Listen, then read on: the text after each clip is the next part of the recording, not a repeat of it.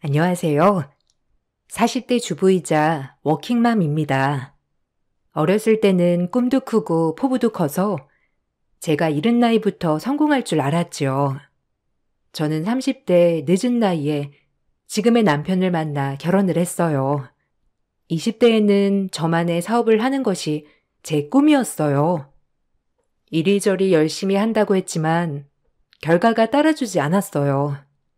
하지만 이런저런 실패를 맛보고선 현실을 직시하게 되었죠. 그래서 더 늦기 전에 취직을 해보는 것이 낫겠다 싶어 취직을 하였어요. 다행히 계약직이었지만 좋은 회사에 들어가게 되었어요. 이제 취직할 거니까 엄마 너무 걱정하지 마. 그래도 이력서도 내고 면접도 보기로 했어. 조금 돈 좀 모으고 다시 시작해야지. 무슨? 그냥 안전하게 회사 다니는 게 최고야. 이리저리 일 버리지 말고 회사나 다니다 시집가. 엄마 소원이야, 어? 안 돼. 나 꼭 내 꿈을 이룰 거야. 지켜봐줘, 엄마. 그래도 엄마 소원대로 취직하니까 좀 낫지? 일단 일도 열심히 해야지. 결국 회사에 들어가게 되었죠. 그 회사에 들어가며 차곡차곡 일을 배워나가기 시작할 무렵 남편을 만난 거예요. 남편은 저의 긴 꿈을 응원해주는 남자였어요. 이 남자라면 믿고 결혼까지 해도 되겠다 싶어 결혼을 진행하게 되었죠. 남편은 팀장이었고 저는 임시직이었습니다. 하지만 무기계약직이었기 때문에 일을 그만둘 일은 없었죠.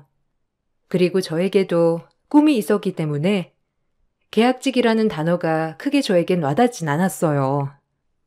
언젠간 전 제 꿈을 이룰 거니까요. 누구보다도 긍정적인 제가 남편을 만나고 결혼하면서 이런 것이 결혼이라는 것을 알았죠. 남편에겐 3형제가 있었는데 그중 남편이 맏이었어요. 하지만 결혼은 저희가 제일 늦게 하게 되었죠. 처음 인사 가는 날 약간 쎄한 느낌이 있었는데 그 느낌이 제 예상과 들어맞았습니다. 동서들은 시집 온 지 꽤 되어서 이 집안의 터줏대감과도 같았죠. 오히려 시부모님보다도 동서들의 입김이 더 센 듯한 느낌이었죠. 조금 놀랐어요. 남편은 착한 재수씨들이라고 했지만 제 눈엔 그렇지 않았죠. 저도 나이가 있었기 때문에 교묘히 저를 건드는 것을 알았어요. 제가 만나고 있는 친구예요. 성격도 좋고 무엇보다 제가 너무 좋아해요. 같은 회사 다니고 있는 친구고요. 아, 아주버님이 만나시는 분이 어떤 분인지 너무 궁금했는데 반가워요. 저는 둘째고요. 이 친구는 셋째예요. 잘 지내봐요. 어머, 의외인걸요? 아주버님 의외의 안목이시네. 은근 외모만이 보시느라 장가 늦게 가신 줄 알았는데 아니었구나? 아유, 어서 와요. 너무 고운네. 우리 아들이 늦은 장가라 내가 걱정을 많이 했는데 이렇게 예쁜 아가씨 데리고 와서 너무 좋아요. 감사합니다. 저도 희수 씨한테 말씀 많이 들었어요. 좋게 봐주셔서 너무 감사해요. 제가 더 잘해야죠. 아주버님이 말씀 안 하셨죠? 제 친구가 그렇게 아주버님 쫓아다녔는데 그 친구 거절하고 선택한 게 형님이었구나. 그래서 제가 형님이 너무 궁금했던 거 있죠? 그런데 이렇게 뵙게 돼서 너무 반가워요. 근데 아주버님 진짜 의외다. 다행히 어머님이 좋은 말을 해주셔서 다행이었지만 동서들은 예의가 없다고 느껴졌어요. 억지로 꾹꾹 참느라 혼이 났죠. 제 면전에 대고 둘이서 키득키득 하는데 첫 만남부터 화가 부글부글 끓어올랐어요. 그리고 이 집은 규율이 개판이구나 라고 느꼈고요. 성격 같아선 또박또박 맞대답하는 저지만 첫 만남이라 그날은 얼마나 참았는지 몰라요. 하지만 시작에 불과했죠. 그 동서들은 결혼식을 하는 순간에도 저에게 면박을 주었죠. 그날은 저도 참지 못하고 맞받아치게 되었어요. 왜냐면 결혼식이었거든요. 어머, 형님이 고르신 드레스, 이거 어깨가 너무 넓어 보이는 거 아니에요? 아니, 좀만 어깨 가리는 걸로 하시지. 원래 이렇게 어깨 드러내는 드레스는 어깨 좁은 사람들이나 어울리는 건데. 형님 같은 덩치에는 좀 안 어울려요. 안 그래, 동서? 어머, 그러게요. 여기 둘째 형님이 패션 전공이시잖아요. 좀 물어보시지. 어쨌든 뭐 고른 거니까 어쩔 수 없죠. 왜?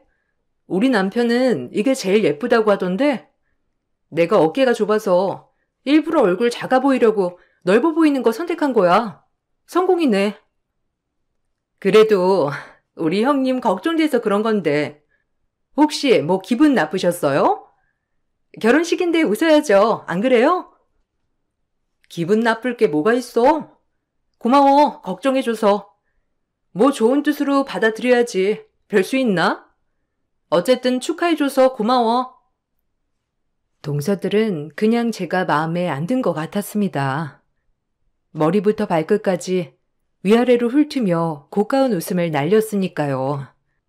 그날은 이렇게 결혼식을 마무리했어요. 동서들의 기분 나쁜 소리만 아니었어도 완벽한 결혼식이 될 수 있었지만 처음부터 제 드레스 가지고 왈가왈부하는 바람에 조금 기분은 망쳤죠. 그리고 저희는 신혼여행을 가게 되었죠. 행복했습니다. 사랑하는 사람과 함께 할 수 있는 이 순간이 행복했고 앞으로 조금만 더 일해서 내 사업체를 꾸리는 것이 제 목표였기 때문에 신혼여행에서도 제 남편에게 꼭 주입을 시켜놓았죠. 남편도 저의 꿈을 응원해주는 멋진 남편이었어요. 시집가기 잘했다 생각했죠. 난 회사 딱 3년 봐. 회사 3년 다니고 이제 내가 했던 장사 다시 시작할 거야. 자기도 응원해 줄 거지? 이제 나 혼자 결정할 수 없으니.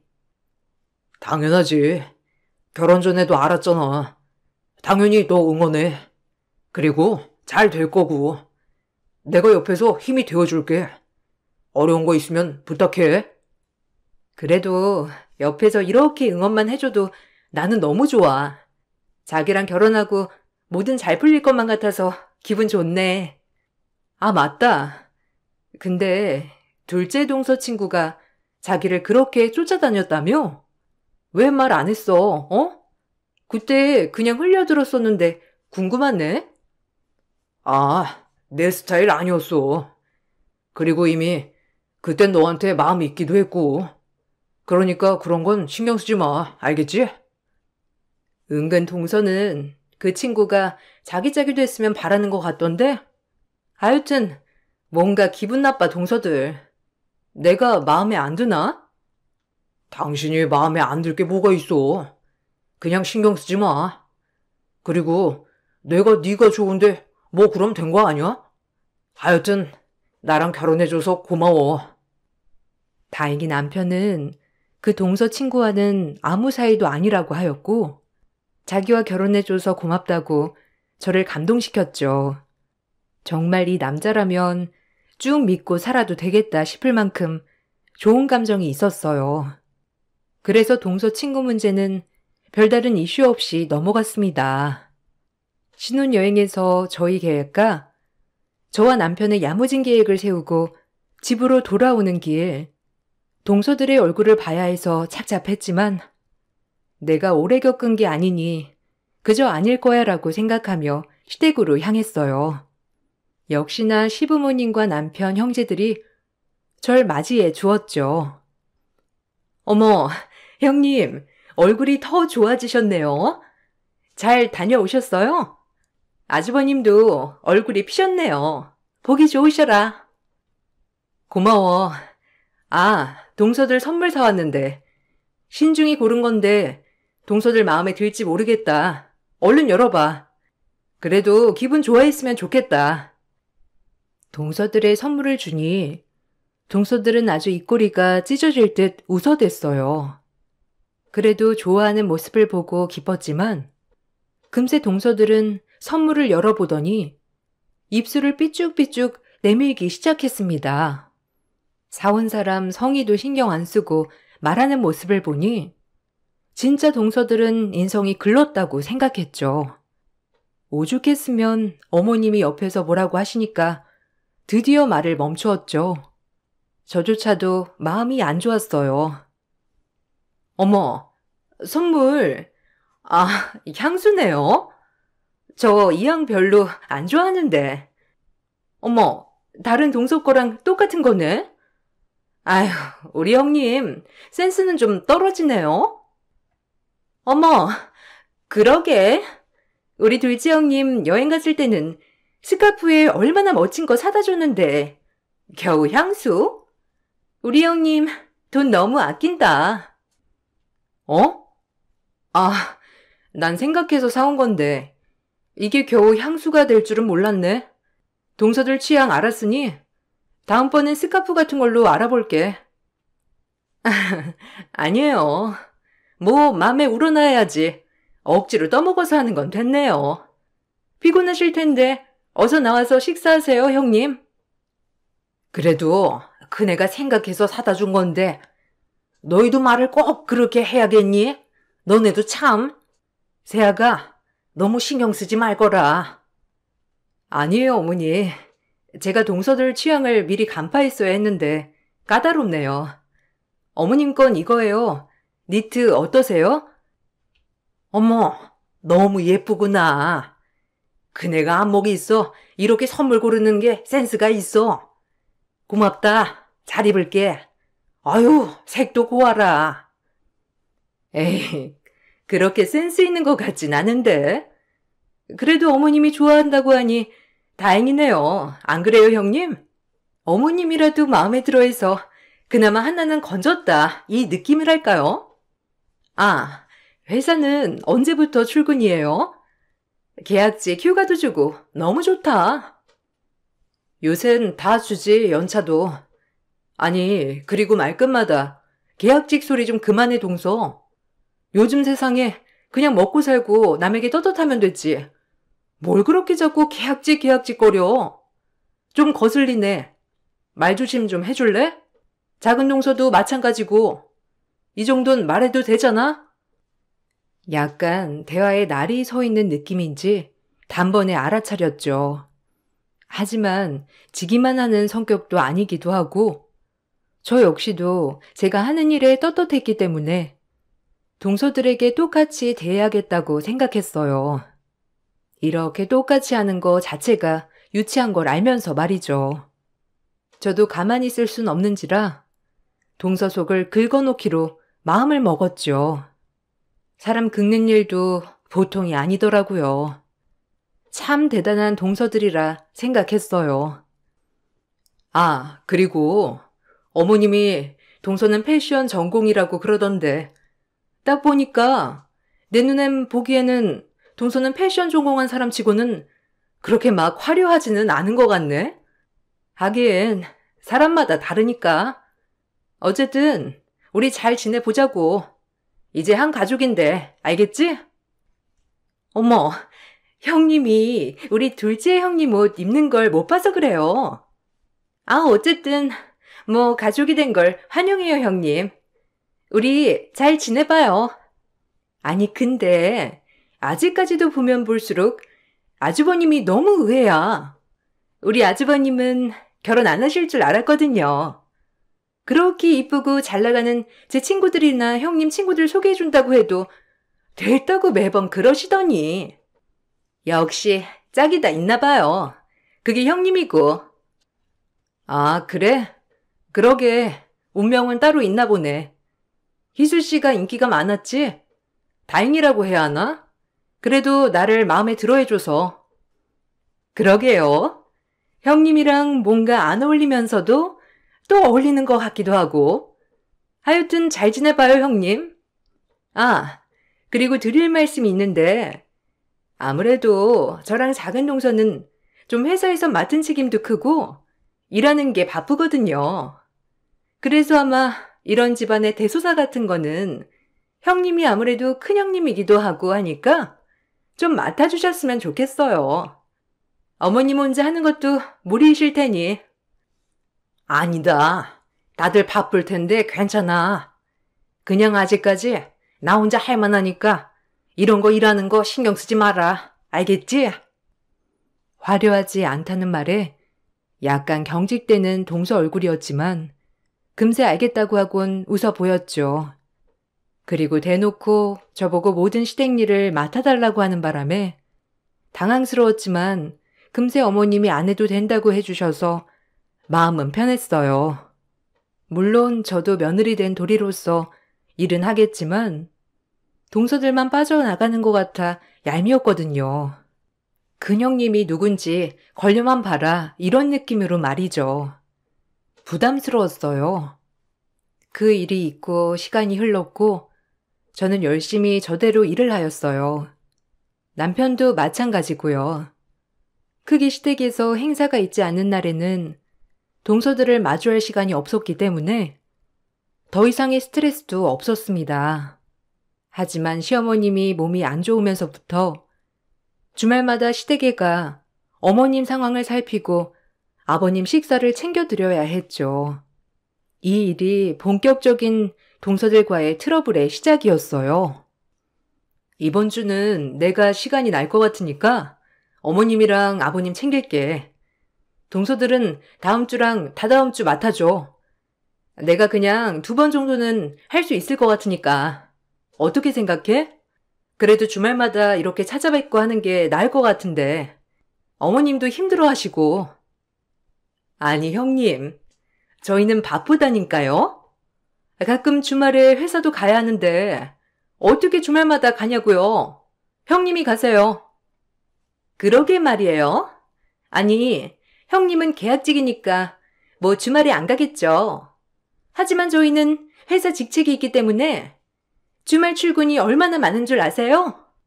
아우, 진짜. 이래서 좀 수준이 맞아야 한다니까. 뭘 알겠어요. 정말 당황스럽네요. 말 다 했어? 아니, 내가 매번 주말마다 오라는 것도 아니고 그냥 한 주씩만 맡아서 식사나 챙겨드리자는 게 큰 잘못이야? 동서들 너무한다. 어머니 건강하실 때는 그렇게 살살거리더니 이제 와서 아무것도 안 하겠다고 하면 어쩌라는 거야? 저흰 그렇게 일하는 체질이 아니라니까요. 얼마나 중대한 일을 하는 사람들인데 이래라 저래라 해요? 하여튼 못해요. 이기적인 동서들에게 화가 머리끝까지 났죠. 한 달에 한 번도 못한다는 동서들의 말에 할 말이 없었어요. 어쩜 그리 이기적인지. 계속되는 말다툼에 지쳐서 결국은 주말마다 어머님 아버님 챙겨드리는 것은 제 몫이 되었습니다. 둘 다 억지로는 절대 안 한다는 말에 어쩔 도리가 없었죠. 그렇게 저는 주말마다 어머님과 아버님을 챙겨드리기 시작했습니다. 물론 어머님이 시키는 것도 아니었고 철저히 제 마음에서 우러나서 하게 된 것이죠. 그래도 며느리로서 할 도리는 해야겠기에 말이에요. 어머님은 제가 주말마다 와서 살림을 도와주는 것이 고마웠는지 넌지시 저에게 말씀하셨어요. 그 넌지시 던진 말이 정말 깜짝 놀랄 만한 제안이었죠. 주말마다 네가 고생이 많다. 안 와도 된다니까. 평일에 일하느라 힘들 텐데 주말엔 좀 쉬지 그래. 몸도 안 좋게. 아니에요. 그래도 주말엔 제가 시간이 많이 나니까 제가 와서 좀 도와드려야 저도 마음이 편해요. 뭐 드시고 싶은 거 있으세요? 다른 건 필요 없고 그네한테 너 사업하고 싶어 한다는 얘기 들었는데 그게 어떤 사업이냐? 내가 좀 도와주고 싶은데. 네? 아니에요. 조금만 더 모으면 제가 준비할 수 있는 사업이라 어머님 마음만 받을게요. 감사해요. 그래도 내가 꼭 도와주고 싶어서 그래. 너 이렇게 고생하는데 내가 모른 척 할 수도 없고 안 그러냐? 고맙기도 하고. 어머님은 한사코 도와주신다고 했지만 거절했습니다. 모든 걸 제 힘으로 일구고 싶었거든요. 그래도 이렇게 신경 써주시는 모습을 보니 감사했었죠. 그리고 더더욱 잘해드려야겠다는 생각도 들었고요. 그렇게 무려 3년을 어머님네 집을 왔다 갔다 하며 병간호와 살림을 도맡아 했어요. 몸이 많이 쇠약해지신 어머님은 그 사이 돌아가셨죠. 어머님은 주말마다 오는 저에게 얼마나 용기와 희망을 주셨는지 몰라요. 제가 병간호를 했지만 어머님께 제 꿈을 응원받는 느낌이었죠. 그래서 제 손으로 마지막까지 어머님 밥을 해드렸다는 거에 있어서 마음이 조금은 편안했습니다. 어머님의 장례식 날 곱게 단장을 하고 온 동서들이 얼마나 얄밉던지 생전 괜찮을 때는 방문도 안 하다가 이제서야 그렇게 잔뜩 꾸미고 온 동서들이 얄미웠지만 참았습니다. 어머님 가시는 길 소란스럽게 하고 싶지 않았기 때문이죠. 하지만 동서들은 그런 저를 또 갈구기 시작했어요. 어찌나 얄밉던지. 어머, 형님 좀 편하겠어요, 이제. 주말마다 안 가도 되고, 안 그래요? 뭐 아버님이야. 아줌마 하나 붙여놓고 밥 해드리면 되는 거니까. 이제 병간호는 안 해도 되잖아요. 아니 진짜 형님도 대단해. 누가 알아준다고 그렇게 사서 고생을 해요? 아유. 동서는 누가 알아달라고 병간호 하니? 내 마음에서 우러나서 한 건데. 그리고 어머님 마지막 가시는 길 속 좀 그만 긁어. 조용히 보내드리고 싶으니까 사람이 양심이 있으면 고마워해야지. 여기까지 와서도 난 척은. 아유 진짜. 인성 알아줘야 한다니까. 어머, 형님 말씀이 좀 지나치시네요. 난척이라뇨. 둘째 형님 잘난 건 알아줘야죠. 하여튼 고생하셨어요. 됐죠? 이 말이 듣고 싶어서 지금 그렇게 그동안 생색내면서 병간호 하신 거 아니에요? 어쨌든 형님 말대로 어머님 가시는 길 조용히 하자고요. 뭐? 너네들이 사람이니?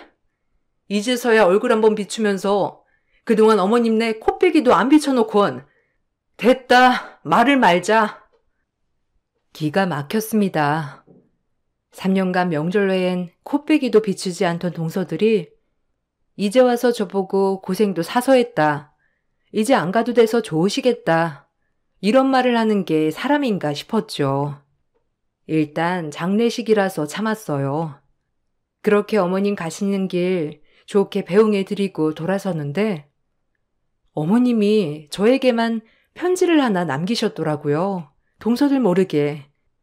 그 내용이 얼마나 슬픈지 펑펑 울었어요.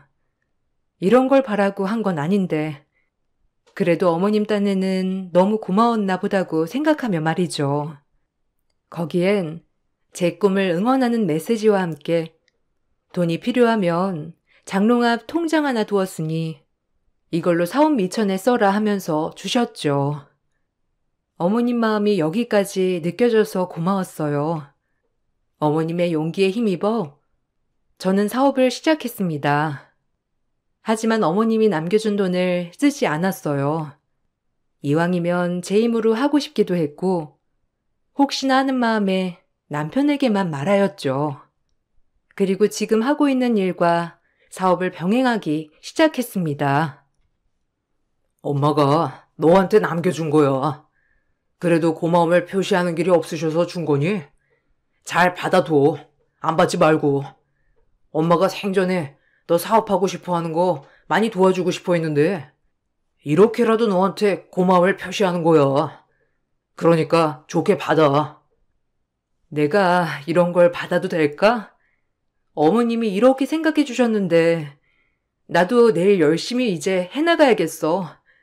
그래도 돈은 안 건들래.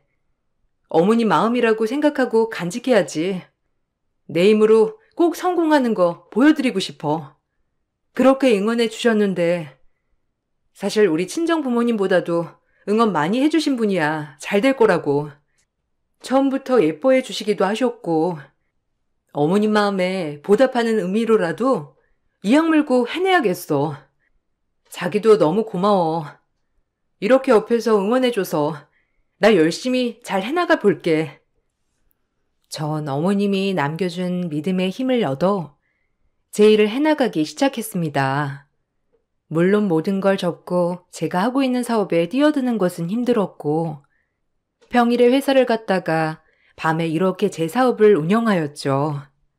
일을 그만두고 싶었지만 이제 나이도 있고 저도 일정한 수입이 있어야 했기에 회사의 끈을 놓지 않고 열심히 사업을 운영해 나갔습니다. 그러면서 슬슬 제 사업이 빛을 발기 시작했죠. 드디어 이리저리 제 회사를 찾아주는 거래처들이 늘어났고 점점 회사는 커져가기 시작했어요. 드디어 빛을 발하는구나 라고 생각하며 기분이 좋아지는 하루하루였죠. 회사가 커지고 직원들도 채용했습니다. 그리고 저는 일을 그만두고 제 일에 몰두하기 시작했어요. 4년이란 시간이 지나고 홈쇼핑에 제 제품이 나오는 날 눈물을 얼마나 흘렸는지 몰라요. 그 값진 눈물이요. 저만의 상품을 만들고 이 방송을 어머님이 보셨더라면 얼마나 좋아하셨을까라고 생각하며 말이죠. 그렇게 전 승승장구했습니다. 그러던 중 아버님의 호출이 있었죠. 어머님이 돌아가시고 저희에게 부담이 될까봐 아버님은 저희를 부르시지 않았어요. 하지만 그날은 동서들이 회사에서 승진을 하게 되는 날이라며 저희를 다 불러 축하 파티를 열어주시려고 하셨던 것이죠. 네 동서들이 회사에서 승진을 해서 내가 오랜만에 너희를 초대해서 축하해주고 싶구나. 그네도 와서 축하해줬으면 좋겠다. 네, 그럼요. 아버님, 그럼 제가 일찍 가서 음식 준비하는 거 도와드릴게요. 좀 쉬고 계세요. 이따 오후쯤 바로 들릴게요. 아니야. 천천히 오렴. 아줌마 불렀으니까 음식 준비는 신경 쓰지 말고 너도 와서 축하만 해줘 그냥. 힘들게 무슨 고생을 하려고 하니? 에이 아버님, 그래도 혼자 계시는데 제가 말동무 해드리면 좋죠. 일찍 갈게요. 오랜만에 저도 아버님도 뵙고 싶기도 하고. 전 일을 마치고 시장을 보고 최선을 다해 동서들의 진급 파티를 준비해 줬어요. 물론 동서들이 마냥 예쁜 건 아니었지만 좋은 게 좋은 거라고, 그래도 가족이니 미운 것은 버리고 축하할 건 축하하고 싶었거든요. 그리고 그날 제 사업에 대해 오픈할 생각이었고요. 그렇게 우리도 묵은 앙금을 털어내 보자라고 생각한 파티였어요. 아버님이 주최하신 거였지만 그래도 내심 이렇게 동서들이랑 풀 수 있는 시간이 있는 것 같아 기분은 좋았죠. 제가 맞이이기도 하니 동서들이랑 잘 지내고 싶은 마음도 아직 남아 있었고요. 동서들은 아직 제가 이 사업을 시작한지 모르기 때문에 얼마나 놀랄까 생각하며 저도 마음을 졸였습니다. 그래도 이제 시간도 많이 지났고 서로 물어뜯는 건 없지 않을까 해서 좋은 마음으로 요리도 하고 동서들을 맞이했어요. 하지만 그것 또한 제 착각이었죠. 사람은 변하지 않더라고요. 시간이 지나도 동서들은 저를 무시하는 건 똑같았어요. 잘 지내고 싶은 마음이 들다가도 사라졌습니다. 그리고 이제 이것들이랑은 상종하지 말아야겠다고 다짐하는 날이 되었어요. 그날이 너희와는 인연 끝이다 라고 말이죠. 동서들 왔어? 축하해. 진급했다며? 가뜩이나 능력도 넘치는데 더도 진급하니까 너무 잘됐다. 수고했어. 너무 축하해. 네, 형님 와 계셨네요. 감사해요. 무기계약직 형님한테 축하받아도 되나 싶네. 그래도 축하해 주신다니 감사해요. 아, 그러게요. 형님 감사드려요. 저희만 잘 나가서 어떡해요. 괜스레 죄송하네. 아직 잘 다니시고 계시죠? 그래도 무기계약직이면 영원히 잘릴 일은 없다고 하던데. 뭐 다행이라고 해야 하나? 그래도 직급되면 책임감만 있고 안 좋아요. 내 걱정은 안 해줘도 돼. 동서들이 걱정 안 해줘도 잘 먹고 잘 살고 있으니까. 아, 맞다. 나도 축하받을 일 있는데 축하해 줄래? 그 전에 저랑 막내 동서랑 상의 좀 했는데 여기 명함 먼저 받으시고 좀 회사에서도 급이 있는데 집에서도 급이 있어야 하지 않을까요? 그래서 그런데 직위순으로 일을 해야 할 것 같은데 아무래도 저희는 이제 뭐 와서 이런 일은 좀 그래요. 맞아요. 임시직인 무기계약직 형님이 부엌대기 해야죠. 안 그래요? 형님도 나서서 하는 걸 좋아하는데 아주 형님 적성에 딱 맞을 것 같아요. 어머님도 안 계시는데 대소사는 이제 형님이 책임져야죠. 앞치마가 잘 어울리는 우리 형님. 순간 꼭지가 돌았죠. 어이가 없었어요. 좋은 마음으로 또 축하해 주려고 했는데 이것들이 날 또 엿먹이는구나 싶었죠. 자기들끼리 오면서 또 나에게 얼마나 스트레스 주는 발언을 할까 궁리하며 왔다는 사실이 열이 받았어요. 그래서 저도 한마디 날렸습니다. 아주 코를 납작하게 해줘야겠다고 생각했거든요.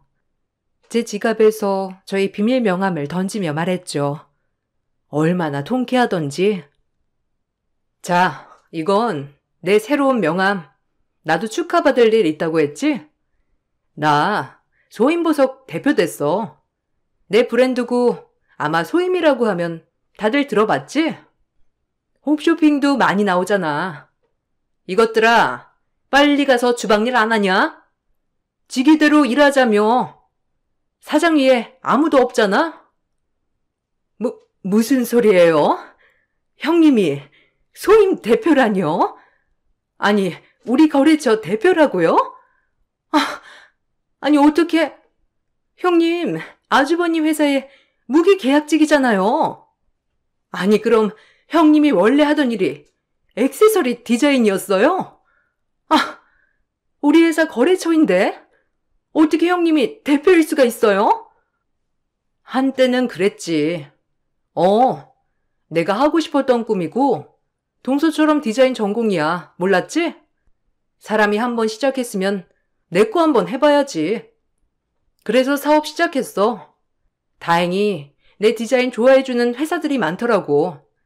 아무래도 보는 눈이 있는 것 같아. 모든 회사들이. 내 회사 콘택트 해준 거 동서인 거 알지? 우리 직원이 가서 PPT 했다던데. 동서가 아주 마음에 들어했다며? 위에 상급자들도 마음에 들어하고. 그렇게 사람 깔보고 무시하더니 왜 이젠 할 말 없나 봐? 뭐하니? 둘이 거기 서서 얼른 음식 안 날라? 너희가 말하는 게 이런 거잖아. 직위 낮은 사람들이 무조건 부엌대기 해야 한다며? 얼른 음식 날라 이것들아. 가만히 서 있지 말고. 눈치도 없지. 머리가 안 돌아가면 눈치라도 있어야지. 안 그러니? 아버님, 얼른 나오세요. 아래 것들이 다 할 거니까. 아버님은 앉아만 계세요. 저랑 같이 얘기해요. 아버님은 제가 대표가 됐다는 소식에 뛸 듯이 기뻐하셨어요. 제 오랜 꿈을 어머님이 옆에서 응원해 주셨기에 아버님 또한 제 꿈을 알고 계셨거든요. 동서들의 진급 파티였지만 사실상 제가 제일 많이 축하받는 자리가 되었어요. 남편뿐만 아니라 아버님도 신이 나서 저를 축하해 주었거든요. 동서들의 표정이 얼마나 고소하던지 얼굴은 잔뜩 구겨져서 가만히 주방일만 했고요. 서로 할 말이 없는지 말 한마디 안 하더군요. 아무래도 규모가 큰 액세서리 브랜드이다 보니 도저히 저를 찍어내릴 방법이 없었으니까요. 그렇게 전 몇 년 동안 억울했던 동서들의 시집살이에서 벗어날 수 있었죠. 본인들보다 잘나지 않고서야 벗어날 방법이 없었던 걸 보아하니 좀 씁쓸하기도 했고요. 엎친 데 덮친 격으로 동서회사가 제 거래처였기 때문에 그 회사로는 납품하기도 싫어지더라고요. 그래서 이왕 동서회사와는 거래를 끊기로 하였습니다. 거래를 끊고 나니 동서에게 바로 전화가 왔고요. 아니, 형님네랑 저희 회사랑 거래가 끊겨 있던데? 무슨 일이에요? 설마 악감정 가지고 거래 끊은 건 아니시죠? 맞는데? 아니, 생각해보니까 우리가 동서회사랑 일할 급은 아니더라고. 그리고 봐줘야 할 이유도 없잖아? 동서 그렇게 내 패션에 대해 지적해놓고 내가 디자인한 액세서리 납품받고 싶어? 아니잖아. 그래서 그냥 끊었어. 동서가 끊고 싶어 할 것 같아서. 아니, 형님. 갑자기 끊으시면 제가 부장님한테 뭐라고 말씀을 드려요. 네? 다시 거래해 주셔야죠. 동서, 잘났으니까 다른 거래처 알아봐. 왜 나한테 이렇게 매달리실까? 나 바쁜 사람인 거 알잖아. 알아서 해. 그리고 앞으론 그렇게 사람 깔보고 무시하지 마. 어떻게 될지는 사람 일 모르는 거거든. 동서가 결혼 전부터 동서 친구 때문에 나한테 악감정이 있다는 건 알았는데 결혼 생활 내내 막내 동서까지 동화시켜서 나 밑바닥 취급한 거 아직도 생각하면 이가 갈려. 이 정도로 그냥 거래 끄는 것만으로도 고맙게 생각해. 끊을게. 그리고 회사 일은 알아서 하고 나한테 징징대지 말고. 전화를 끊고 얼마나 통쾌하던지 제 직원한테 듣기로는 동서는 그 거래 취소 건으로 인해 회사에 막심한 피해를 안겼고 그 덕분에 정리해고 대상이 되었다고 해요. 그래도 눈 하나 깜빡하지 않았어요. 그렇게 능력 없다고 무시하더니 이제 본인이 능력 없는 사람이 되어보니 얼마나 자기가 잘못했음을 이제서야 깨달았을 테니까요.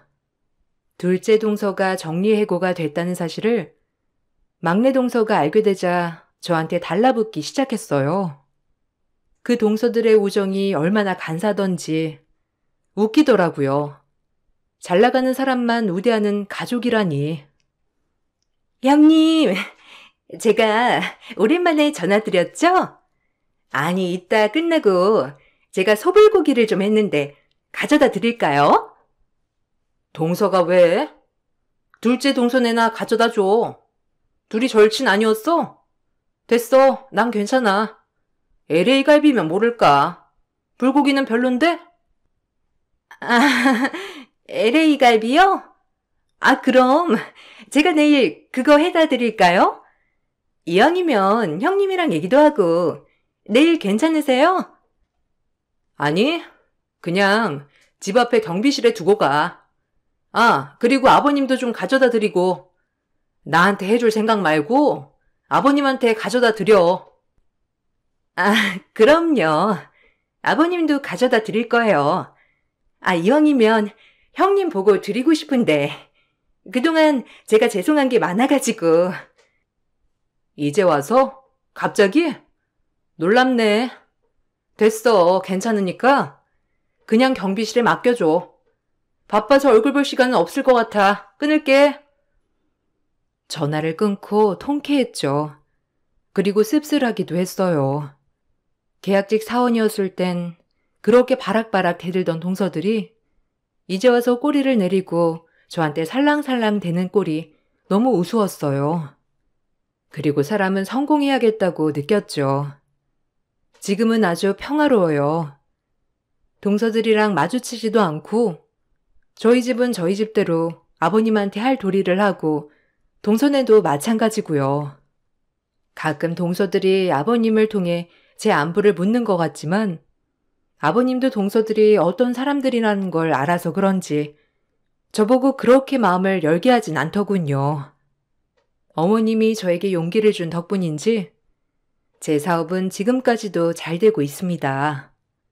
20대부터 꿈꿔왔던 일을 지금 이렇게 하고 있는 사실이 뿌듯하기도 하면서 행복하기도 하고요. 여러분들도 직급 때문에 차별받아본 적 있으신가요? 그런 걸 동기 삼아 꼭 성공하시길 바랍니다. 이 성공의 맛이 짜릿하기도 하더라고요. 추운 날 감기 조심하시고 제 글 읽어주셔서 너무 감사드려요. 안녕하세요. 저는 서울에 살고 있는 40대 초반 여자입니다. 이번 5월 8일 어버이날에 저희 가족들에게 충격적인 사건 하나가 발생했습니다. 얼마 되지 않은 일이라 지금도 제대로 된 생활조차 할 수 없을 만큼 그날의 기억이 아직도 저를 괴롭히고 있습니다. 시댁 집안의 분열이 시작된 건 시부가 돌아가신 지 1년이 지나갈 무렵 시모의 건강에도 문제가 생겼어요. 오랜 시간 함께 해왔던 배우자가 세상을 떠나서 그런지 시모는 우울증이 왔고 병원에서 여러 가지 검사를 받으며 최대한 좋아질 수 있는 방법을 찾아봤지만 시모의 건강은 날이 가면 갈수록 점점 쇠약해지셨어요. 시부가 항상 시모 곁에 있으셨을 때는 언제나 밝은 모습이셨는데 사랑하는 사람이 곁에 없어서 그런 건지 시모도 그 뒤를 따라가려 하시는 것 같아 가족들의 걱정이 말이 아니었어요. 그런데 시모의 건강이 악화됨과 동시에 큰 형님의 한마디에 가족 간의 분열이 오게 되었고 서로에게 엄청난 상처를 안겨주었죠. 처음 형님의 한마디는 재산 문제였어요. 시모의 건강 악화로 인해 평일에는 시간적 여유가 있는 식구들이 시댁에 들려서 시모를 살폈었는데 저희 부부가 들렸을 때 형님 내외가 먼저 있었는데 저희가 들어온 걸 몰랐는지 방에서 대화 나누는 걸 듣게 되었고 남편은 형님의 말을 듣는 순간 방문을 박차고 엄청난 분노를 표출하고 말았어요. 형수님, 방금 뭐라고 하셨어요? 저희 엄마가 가지고 계신 재산을 전부 다 달라고요? 형은 어떻게 이 말을 듣고 가만히 있을 수가 있는 거야? 엄마가 아무리 건강이 약해지셨다 해도 앞에서 대놓고 그런 말을 하는 건 문제가 있는 거 아니야? 형수님, 당장 저희 엄마한테 사과 드리세요. 당장 용서를 구하시라고요. 어머, 내가 왜 그래야 하는데요? 재산 얘기는 충분히 할 수 있는 거예요. 저는 어머님이 세상을 떠나시면 형제들끼리 나눠주지 말고 저희한테만 달라고 했던 건데 그 말이 뭐가 문제라는 거죠? 아버님도 떠나셨는데 어머님도 언제 떠나게 되실지 그건 아무도 모르는 거잖아요. 그래서 최대한 좋게 설명드리고 있는 건데 갑자기 와서 앞뒤 상황 파악 먼저 하지 않고 무조건 화부터 내면 어떡해요? 우리가 어머님 하루라도 빨리 세상 떠나게 해달라고 간절히 바라고 있는 사람처럼 얘기해서 오히려 내가 더 기분이 나쁜데요? 지금까지 이 사람이 이 집안의 장남으로서 그동안 하늘 일이 많으니까 타당하게 요구한 것밖에 없다고요. 내가 봐도 전웅이 네가 말이 좀 심했던 건 맞는 것 같다. 오히려 네가 너희 형수한테 함부로 말한 거에 대해 먼저 사과를 해야 될 것 같은데? 아주버님도 시모의 재산에는 욕심을 가지고 있었는지 형님의 편을 들어주고 있었습니다. 남편과 형님 내외의 목소리는 점점 높아졌고 그 사이 동서내외까지 시댁에 도착했어요. 그런데 저희 부부와 형님네가 싸우고 있자 동서내외는 당황했는지 저에게 설명을 부탁했고 시모가 세상을 떠나지 않았는데도 형님이 시모의 모든 재산을 다 가져가겠다는 말을 입 밖으로 꺼내서 분위기가 심각하게 이어졌다고 설명을 해주는 순간 서방님이 얼굴을 붉히더니 저희 옆에 서서 편을 들어주었어요. 저희 부부와 동서내외가 형님 내외를 쪼우기 시작하자 이런 상황을 지켜보시던 시모가 화를 내셨습니다. 언제까지 내 앞에서 싸울 생각인 거냐? 이렇게 싸우는 모습을 볼 바엔 차라리 내 모든 재산을 기부하는 게 좋을 것 같다. 그리고 큰며느리 너는 올 때마다 재산 얘기 말곤 할 말이 없는 거니? 어떻게 된 게 하루도 안 빠지고 찾아와선 맨날 내 큰아들한테 재산을 전부 다 넘기라는 거야. 이 집안에서 제일 큰 손이 사람이면 나이값을 해야지. 너희들만 재산을 가져가면 마음이 편하겠어? 그리고 밑에 동생들도 당연히 가만히 안 있을 건 뻔한데 왜 이렇게 혼자서만 욕심을 부리는 거야? 우리 집안의 큰아들인 네가 그동안 한 게 뭐가 있니? 맨날 부모 돈만 빼먹을 생각만 하지. 나한테 해준 게 뭐야? 장남 노릇이나 제대로 하고 손을 벌려야지. 꼴 보기 싫으니까 내 눈앞에서 당장 사라져라. 내가 너희들 때문이라도 절대 먼저 눈 감을 일은 없을 테니까 내 재산은 포기하는 게 좋을 거다. 시모는 그동안 많이 참고 계셨는지 형제들끼리 싸우기 시작하자 더 이상 분노를 억누르지 못하셨어요. 이때부터 가족들과의 균열이 심하게 일어나게 되었고 서로에게 엄청난 상처를 주고 말았죠. 이 문제를 해결할 수 있는 건 형님네가 모든 잘못을 인정하고 상황을 바로잡으면 되는 건데 오히려 더 강하게 나오고 있었어요. 어차피 시모가 세상을 떠나면 자신들의 몫이 제일 큰 거라며 모든 걸 알아서 처리할 거라면서 불안감을 조성했죠. 아무리 돈이 좋다곤 하지만 가족들끼리 얼굴 붉히면서 등을 돌리는 상황이 왔는데도 형님네에 한 번 시작된 욕심은 멈추지 않았습니다. 그렇게 매일을 위태롭게 지내던 어느 날 동서한테 전화가 왔어요. 돌아오는 주말에 시댁에 갈 거냐고 물어보길래 집에 계신 시모랑 바람 쐬러 갈 것 같다고 얘기하자 동서는 같이 가면 안 되겠냐고 저에게 할 말이 있다 하길래 동서와도 약속을 잡게 되었죠. 그리고 주말에 아침 일찍 시모와 동서 내외를 데리고 서해 바다 쪽으로 가게 되었습니다. 간단하게 점심 식사를 한 뒤 해변가를 걸어 다니면서 시모의 기분을 풀어드리고 있었는데 제 뒤를 따라오던 동서가 할 말이 있다며 저를 끌어당겼어요.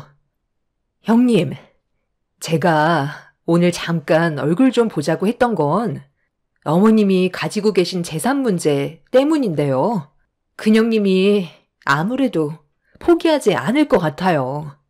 형님은 워낙 바빠서 주말밖에 시간이 안 되잖아요. 저희 부부는 평일에 퇴근하고 시간을 내서 가끔 가는데 큰형님이 계속 끈질기게 와서는 말도 안 되는 걸로 시모에게 압박을 가하고 있어요. 형님은 이런 일에 대해 전혀 모르고 있는 것 같아 말해드리는 건데요. 며칠 전에도 어머님이 오지 말라고 했는데 무작정 찾아와서는 원하는 대로 해주지 않으면 세상 떠나는 날조차도 편하게 눈을 감지 못하게 만들 거라면서 어머님의 재산에 상당한 욕심을 보여주고 있었어요. 어머님이 지금 말도 안 하고 아무렇지 않은 척 하시는 건 형님이랑 아주버님이 이 문제로 스트레스를 받아 하실까봐 표현을 하지 않으시는 거지. 그동안 어머님을 계속 압박하면서 하루라도 빨리 세상 떠나게 하려고 작정하고 있다니까요. 어머님이 형님한테 말하지 말라고 하도 부탁을 하셔서 어쩔 수 없이 참고 있었는데요. 이러다 정말 우울증에 스트레스까지 겹쳐서 건강이 더 악화되실까봐 한바탕 난리가 나도 무조건 해결을 보는 게 좋을 것 같아 오늘 얼굴 보고 얘기하자고 했던 거예요. 동서의 말에 소름이 돋을 만큼 엄청난 충격을 받았었고 이 사실을 전혀 모르고 있는 남편이 알게 된다면 걷잡을 수 없을 정도로 문제가 심각해질 것 같아 저 또한 고민을 안 할 수가 없었어요. 세 형제들 중에 남편 성격이 제일 조용한 편인데 한 번 이성을 잃어버리면 물불 가리지 않는 성격이라 큰 형님이 시모에게 그런 말을 했다는 걸 알게 되는 순간 누구 하나 세상을 떠나야 끝날 것 같아 저 또한 조심스러울 수밖에 없었습니다. 서로 얼굴을 붉히지 않고 해결할 수 있는 제일 좋은 방법을 찾기 위해 고민을 하다가 떠오른 건 시모를 저희 집으로 모시는 거였어요. 일이 많이 바빠서 하루 종일 시모와 함께 할 수 있는 시간을 만들지는 못하지만 그래도 시댁에서 혼자 계시는 것보다 저희 집에 있으면 그나마 덜 스트레스를 받으실 것 같아 시모의 휠체어를 끌어들이고 있는 남편을 조심스럽게 불렀습니다. 형님의 문제에 대해서는 얘기하지 않고 시모를 저희 집에서 모시는 게 어떻겠냐고 물어봤어요. 남편은 제가 많이 힘들지도 모른다면서 걱정스러운 눈빛을 하고 있었지만 나만 괜찮으면 시모를 모셔도 되냐는 질문에 남편은 고개를 끄덕였고 저희는 그날 일정을 마치고 시댁에 들려 동서의 도움을 받아 최소한의 짐을 챙겨 저희 집으로 향했습니다. 시모는 괜찮다고 몇 번이나 말씀하셨지만 시부가 세상을 떠나시고 혼자 계시면서 쓸데없는 생각과 지독하게 괴롭히는 큰 형님에게서 벗어나는 게 오히려 건강에는 훨씬 좋을 것 같다고 판단하게 되었죠.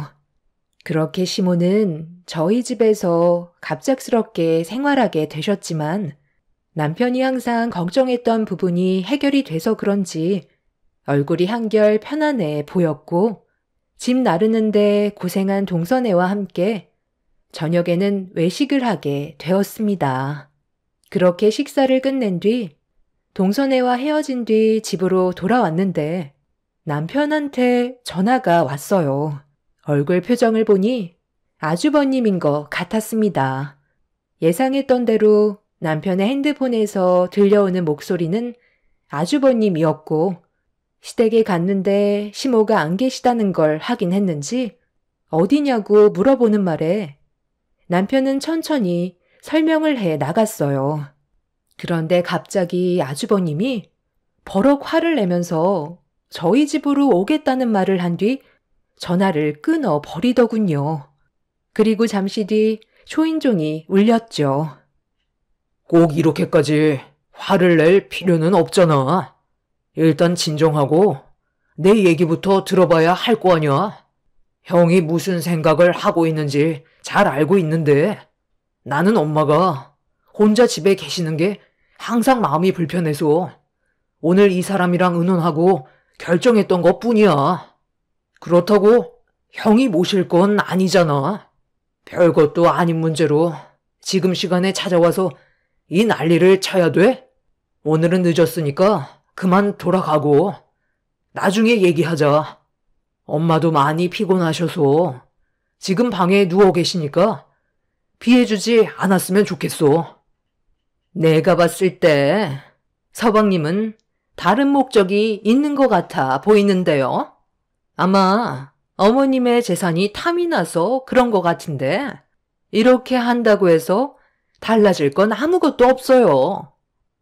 네가 이런다고 장남인 내가 재산을 나눠줄 것 같아? 아무리 어머니가 너희들한테 재산을 나눠준다고 해도 나는 절대로 받아들이지 않을 거야. 내가 왜 너한테 그 많은 재산을 나눠줘야 되는 건데. 조만간 식당 하나 차리려고 계획하고 있는데 네가 중간에서 끼어들면 문제가 생기잖아. 어머니랑 아직 대화가 끝나지 않았으니까 좀 나와봐. 오늘 아예 해결을 보는 게 좋을 것 같다. 그리고 누가 내 허락 없이 어머니를 너희 집에 모시래. 내가 모실 거니까 다시 짐 다 챙겨놔. 한 번만 더 이런 쓸데없는 짓 하다가 걸리면 그땐 나도 그냥 넘어가지 않을 거야. 아무리 동생이라도 내 일에 끼어들면 참을 수 없다고. 정말 끝까지 이기적이시네요. 제가 이 사람이 화내는 걸 원치 않아서 말을 안 하고 있었는데요. 갑자기 오늘부터 왜 어머님을 모셨는지 알아요? 동서가 얼마나 화가 났으면 저한테 찾아와서 그동안 아주버님이랑 형님이 한 세대 전부 다 알려줬겠냐고요. 저희가 안 보는 틈을 타서 어머님이 가지고 계신 재산을 달라고 계속 압박하셨잖아요. 매일같이 찾아가셔서 온갖 스트레스 다 받게 하시고 그것도 모자라 하루라도 빨리 세상 떠나길 바라고 있었다면서요. 아주버님은 어머님 자식 아니에요? 아무리 돈이 좋다고 해도 어떻게 아주버님을 낳아주신 어머님한테 그런 짓을 할 수가 있어요? 당신 방금 뭐라고 그랬어? 형이랑 형수님이 그때 그 난리를 친 이후에도 계속 엄마 집에 찾아가서 재산을 내놓으라고 함부로 행동했다는 거야? 내가 이런 말까지 안 하려 했는데 나중에 어머님 옵소매를 걷어봐. 얼마나 못살게 굴었으면 양쪽 팔이 전부 다 멍투성이더라. 당신한테는 차마 말을 못하겠더라고. 남편은 눈동자가 흔들렸고 흥분을 가라앉히지 못했어요. 그리곤 시모가 계신 방으로 들어가더니 양쪽 팔을 확인했는지 동네가 떠나갈 정도로 소리를 질렀습니다. 방에서 나온 남편은 아주버님의 멱살을 잡으면서 어떻게 된 거냐고 이성을 잃어버린 모습으로 이를 갈고 있었습니다. 아주버님은 남편을 노려보면서 입을 열었어요. 이거도 그 얘기해? 내 통장으로 가지고 계신 돈을 좀 옮겨달라고 부탁을 했는데 좀처럼 움직이지 않으시길래 잡아 끌어당겼는데 방에서 절대 나가지 않으시려고 하길래 한바탕 실랑이를 벌이다가 막내 동생이 들어오는 바람에 다음을 기약하고 있었는데 이걸 벌써 일러 바친 거냐? 막내 재수씨가 생각보다 입이 싸네. 그래서 뭐 어쩌려고? 나한테 주먹이라도 올리려고? 해볼 테면 어디 한번 해봐. 네가 먼저 내 얼굴에 손을 올리는 순간 너희 집 재산도 탈탈 털어줄 테니까. 여보, 방에 들어가서 엄마 모시고 나와. 내가 장남이니까 당연히 우리가 모셔야지.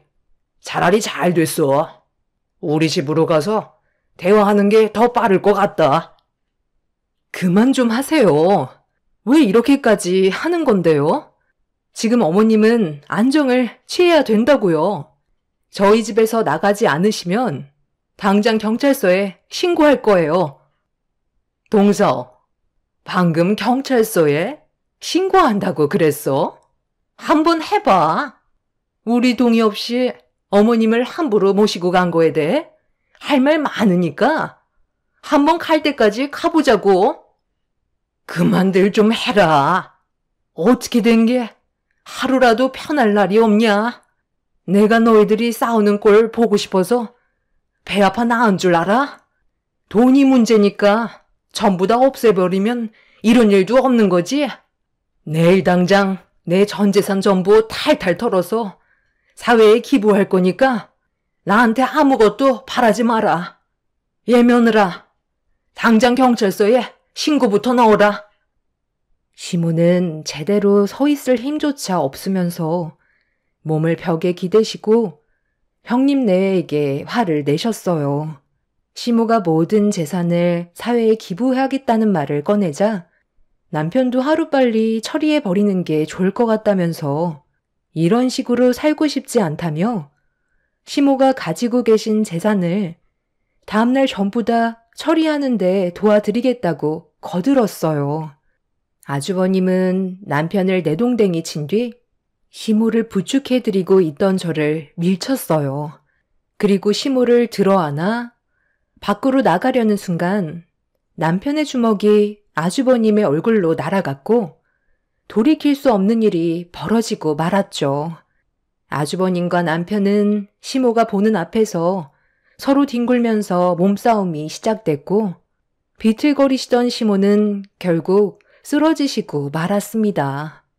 이 일로 인해 시모는 병원에 입원을 하셨지만 남편과 아주버님은 주민들의 신고로 경찰의 조사를 피할 수 없었어요. 이미 형제지간은 깨져버린 상태였고 아주버님 옆에서 형님이 계속 무언가를 조종하고 있는 듯 보였습니다. 상황을 좋게 만들려고 노력하는 게 아닌 오히려 더 악화시키는 형님의 행동에 너무 화가 난 저는 따로 대화 좀 하자고 밖으로 불렀어요. 형님은 조금도 죄책감 같은 건 없는지 되려 저에게 거침없이 막말을 꺼내더군요. 형님 때문에 지금 집안에 어떤 일이 벌어졌는지 두 눈으로 봤으면서 아무렇지도 않아요? 어머님이 가지고 계신 재산이 형님 것도 아닌데 왜 일을 이렇게까지 만드는 건데요? 계속 이런 식으로 나가면 저희도 더는 못 참아요. 어머님이 병원에 입원해 계시는데 조금도 걱정이 안 되세요? 동서가 지금 병실에서 어머님을 간호해드리고 있는데 아직까지 깨어나지 못하고 계시대요. 이러다가 정말 세상 떠나시기라도 하면 그 감당 어떻게 하시려고요? 갈 사람은 원래 때 되면 다 떠나게 되어 있어. 그리고 이게 왜 내 잘못이야? 어머님이 늙어서 자연스럽게 병들어 가시는 건데 하루라도 빨리 떠나셔야 이 지긋지긋한 일도 해결이 되지. 어차피 어머님 세상 떠나면 동서랑 볼 필요도 없어. 인연 끊을 건데 잘해줄 필요도 없는 거고 우리는 돈만 챙기면 되는 거거든. 오늘 이 시간 이후로 저는 어머님 옆을 지켜드릴 거고요. 절대로 형님이랑 아주버님이 접근하지 못하게 제가 옆에 찰싹 붙어 있을 거니까 형님 내가 원하는 대로 되진 않을 거예요. 형님은 제 말에 조금도 흔들리지 않았어요. 어차피 시간이 모든 걸 해결해 준다면서 시모가 세상을 떠나시면 그때 장남인 아주버님이 시모의 모든 재산을 가지고 갈 거라며 막무가내로 밀어붙이고 있었어요. 당연히 법적 싸움까지 이어지겠지만 그렇게까지 하고 싶지도 않아 시모가 깨어나시면 가지고 계신 재산은 무조건 사회에 전부 다 기부하시게끔 최대한 빨리 처리하시는 게 좋을 것 같아 저와 동서는 시모를 지켜드리기로 결정을 하게 되었습니다. 그렇게 남편과 아주버님은 시모가 병원에 누워 계셔서 좋게 해결을 보게 되었고 급하게 병원으로 온 저희 부부는 깨어나지 못하고 계시는 시모의 곁을 지켜드렸습니다. 남편은 일어나지 못하시는 시모를 보고 오열을 하면서 형님 내외를 절대로 용서하지 않겠다고 분노를 표출하고 있었습니다.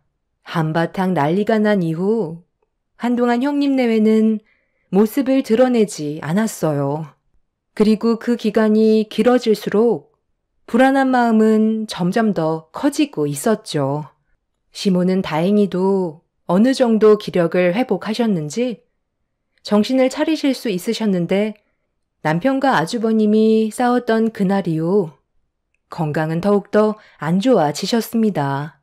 병원에서는 집에서 안정을 취해도 된다며 퇴원을 권했고 그렇게 저희 집으로 다시 모실 수 있었어요. 시모는 집에 도착하시자마자 저희 부부와 동서내외를 한자리에 모으셨습니다. 재산 문제 때문에 너희들이 서로 헐뜯고 인연을 끊게 되는 건 정말 원하지 않았는데 일이 이렇게 진행이 되니 어쩔 수 없을 것 같다. 내가 가지고 있는 재산을 일부를 제외하고 사회에 기부할 생각이다. 마지막으로 너희들 생각을 들어보고 싶다. 내가 큰아들 몰래 너희들한테만 재산의 일부를 나눠줬다가 이 사실을 알게 돼서 나중에 더 큰 피해가 오게 될지도 모르니까 차라리 너희 삼형제에게 똑같이 일부를 나눠주고 나머지 재산을 기부하는 걸로 결정했는데 어떻게 생각하니? 생전에 너희 아버지 뜻이기도 했고 너희들은 충분히 먹고 살 만큼 능력이 되잖아. 남편과 서방님의 의견은 나머지 재산을 사회에 기부하는 쪽으로 생각이 일치했어요. 차라리 그렇게 하는 게 속 편하게 살아갈 수 있을 것 같다는 남편의 말에 서방님도 동의했고, 시모는 남편과 서방님의 결정에 일정 재산을 사회에 기부하기로 결정을 하게 되었습니다. 그런데 돈 냄새 하나는 기가 막히게 맡는 형님이 시모가 태어난 사실을 알았는지 저한테 전화가 왔어요. 가족 모두가 들을 수 있게 스피커폰으로 형님과 대화를 나눴습니다. 형님은 통화가 연결되자마자 시모가 잘 퇴원을 하셨는지 물어보더니 조만간 집으로 식사 초대를 할 거라면서 그동안 너무 지나치게 행동한 것 같다며 최대한 좋게 풀고 싶다는 말을 꺼냈어요. 저는 식사 초대에 가지 않을 생각이라며 시모의 건강을 우선시해야 된다고, 더는 대화하고 싶지 않다고 전화를 끊으려는 순간 형님은 시모가 또다시 쓰러지는 모습 보고 싶지 않으면 좋게 풀려고 손을 내밀었을 때 잡는 게 좋을 거라는 한마디를 던지고 전화를 끊었습니다. 식사 초대 날짜는 어버이날이었고 아주버님이 모두를 한자리에 불러 대화하길 원하고 있었어요. 최대한 좋게 풀어갈 수 있는 방법을 찾겠다면서 그때 오지 않는다면 불이익이 더 클 거라는 말에 시모도 할 말이 있다면서 어버이날 때 형님 집에 가기로 결정을 하게 되었습니다. 가족 모두가 어버이날인데 그날만큼은 문제없이 지나가길 원했지만 말도 안 되는 일이 눈앞에 펼쳐졌고 저희는 형님 내외의 행동에 경악을 하고 말았습니다. 어버이날이 오고 가족 모두 불안한 마음을 가지고 형님 집에 들어갔는데 현관문을 열자마자 눈에 들어온 건 상다리 부러지게 차려져 있는 많은 음식들이었고 갑자기 바뀐 형님 내외 태도에 적응을 하지 못한 저희는 조심스럽게 식탁 앞에 둘러 앉았어요. 식사를 하는 동안 형님과 아주버님은 어떠한 문제도 일으키지 않고 있었어요. 음식이 입에 들어가니 어느 정도 긴장이 풀려가고 있는데 형님이 시모 옆에 앉더니 손수 만든 막걸리라며 시모에게 맛보시라고 따라드리고 있었습니다. 그걸 본 남편이 술은 안 된다면서 말리고 있었는데 아주버님이 어버이날이고 하니까 드리는 거라며 시모가 마시길 부추기고 있었어요. 시모는 한 잔 정도는 괜찮을 것 같다면서 형님이 따라주신 막걸리를 들이켰고 맛이 나쁘지 않다는 말을 하시는 순간 집안을 돌아다니던 제 딸이 형님 옆으로 다가왔어요. 그리곤 손에 들고 있던 탁상 달력을 보여주면서 오늘이 왜 할머니가 죽는 날로 되어 있냐며 손으로 가리키고 있는데 8일날을 빨간색으로 동그라미 표시를 해둔 뒤 시모가 세상 떠나는 날로 적혀 있었습니다. 가족들은 달력을 본 순간 정적이 흘렀고 잠시 뒤 시모가 배를 움켜쥐시더니 고통을 호소하셨어요. 저희는 너무 놀란 나머지 당황스러워하고 있는데 아주버님과 형님 내외의 표정을 보는 순간 온몸에 소름이 돋았습니다. 형님의 눈빛은 사람의 눈빛이 아니었어요. 동서는 떨리는 손으로 119에 도움을 요청했고 남편은 시모의 입에 손을 넣어 강제로 개원하게 만들었습니다. 서방님은 형님이 들고 있던 막걸리를 뺏어들어 냄새를 맡는 순간 인상이 찌푸려졌고 당장 경찰서에 신고하라며 아주버님이 막걸리를 뺏으려는 걸 온 힘을 다해 막고 있었습니다. 동서는 경찰서에 신고를 한 뒤에 충격을 받았는지 아무것도 하지 못하고 있었어요. 그 사이 시모는 쓰러지셨고 제가 시모를 안고 있는 사이 남편은 아주버님과 형님에게 손을 올리면서 소리를 질렀습니다.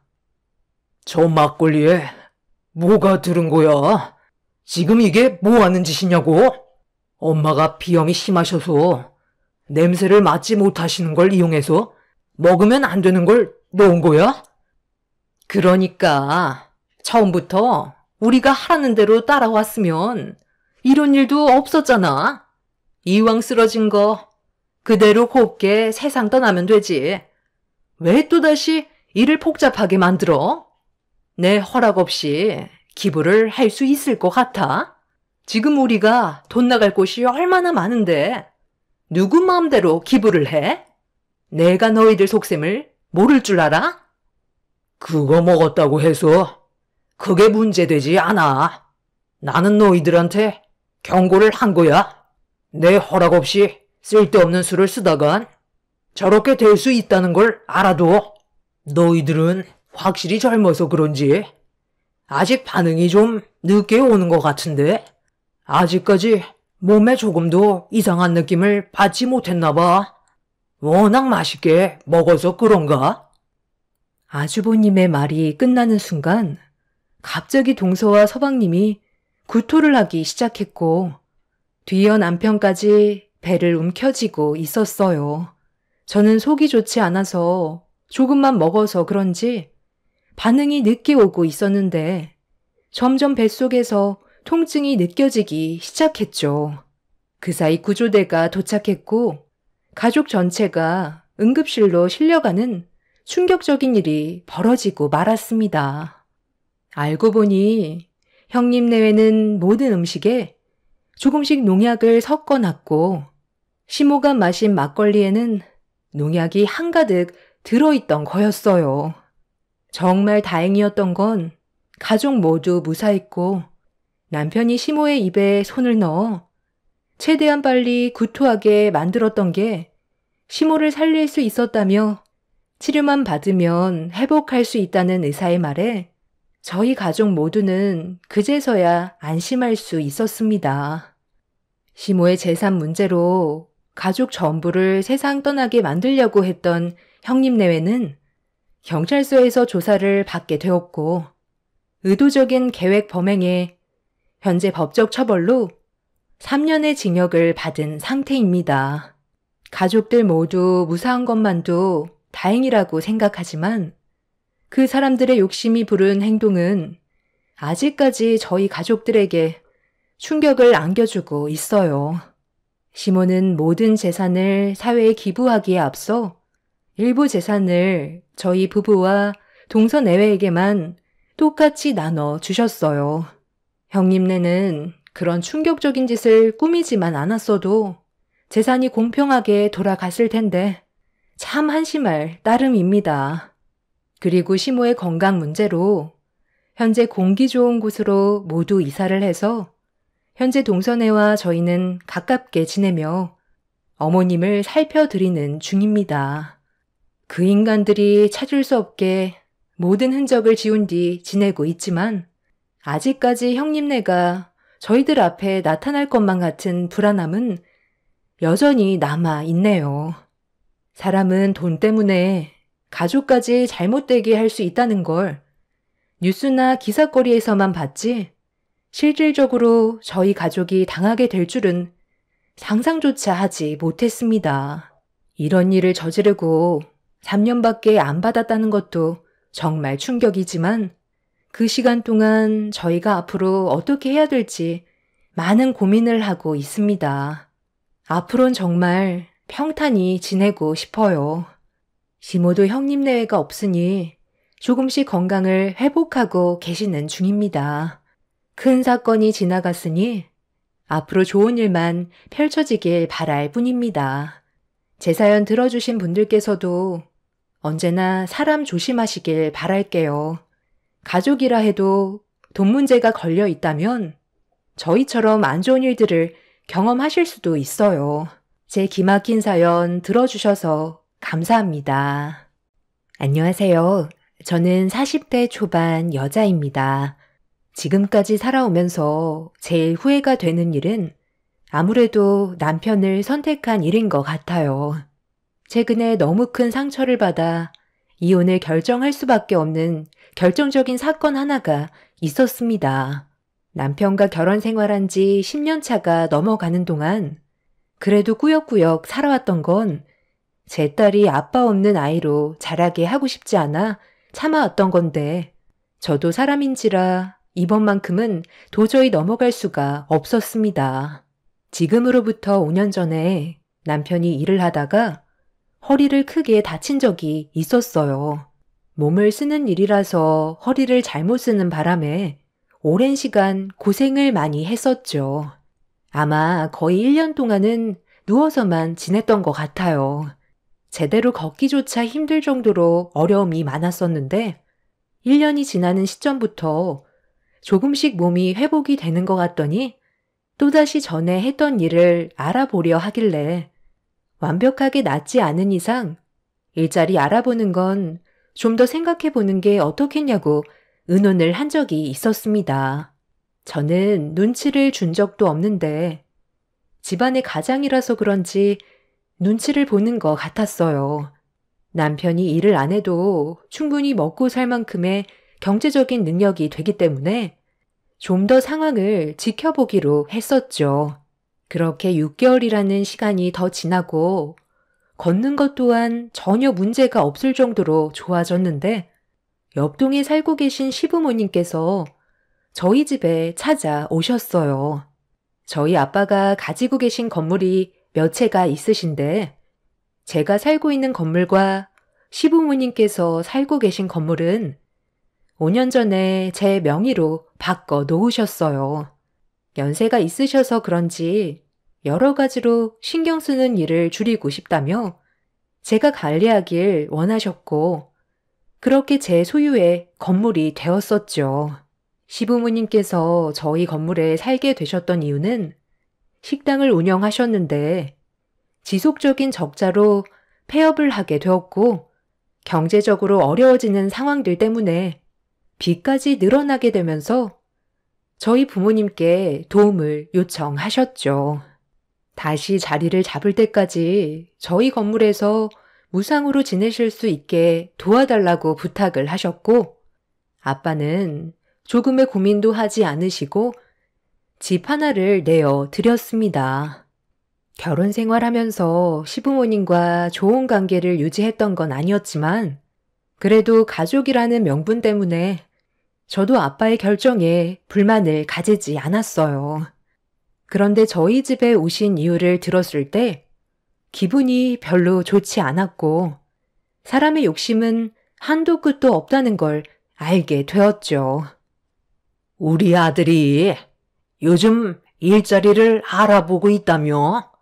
내가 봤을 때 아직 허리가 좋아진 것 같지는 않던데 웬만하면 1년 더 쉬게 하는 게 어떻겠니?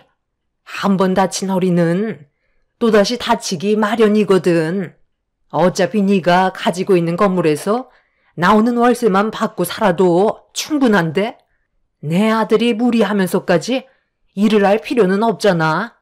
그러니까 좋은 일자리 구하는 게 쉬운 것도 아니고 또다시 무식하게 힘쓰는 일을 알아볼 텐데 차라리 그럴 바엔 너랑 같이 건물 관리하는 게 좋지 않겠어? 오죽했으면 내가 직접 여기까지 찾아왔겠니? 웬만하면 그냥 지금 버는 돈으로 같이 생활하는 게 좋을 것 같다.